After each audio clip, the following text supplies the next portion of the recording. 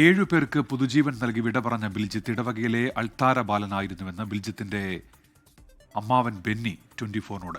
ബിൽജിത്തിനെ ഓർത്ത് അഭിമാനിക്കുന്നുവെന്ന് ബന്ധു ബാബു പറഞ്ഞു. നിരവധി പേരിലൂടെ ബിൽജിത്ത് ജീവിക്കുന്നുവെന്നതിലാണ് തങ്ങൾ ആശ്വാസം കണ്ടെത്തുന്നതെന്നും ബന്ധുക്കൾ 24നോട് പറഞ്ഞു. ഞങ്ങൾ ദൈവവിശ്വാസികളാണ്. അവനാണെങ്കിൽ പള്ളിയിൽ ആൾത്താര ബോയ് ആയിരുന്നു. എല്ലാ കാര്യങ്ങളിലും മുൻപന്തിയിൽ നിന്ന ഒരാളാണ്.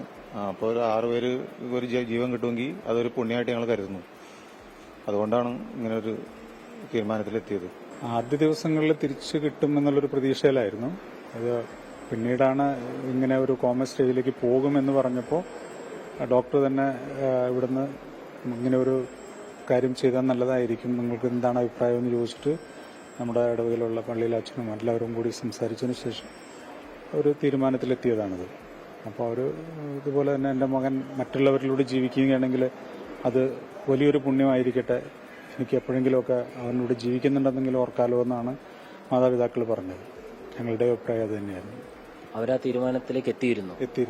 ഞങ്ങൾക്ക് ഇനി ഒറ്റ പ്രാർത്ഥനയുള്ളൂ, ഇനിയുള്ള കാര്യം സക്സസ് ആയിരിക്കില്ല. ഇപ്പോൾ 7 ഓർഗൻസ് പോയല്ലോ, അത് ഭംഗിയായിട്ട് നടക്കണമെന്നുള്ള പ്രാർത്ഥനയാണ് ഞങ്ങളിപ്പോൾ ഇവിടെ നിൽക്കുന്നത്. ആ ഒരു പ്രാർത്ഥന മാത്രമേ ഞങ്ങൾക്കുള്ളൂ.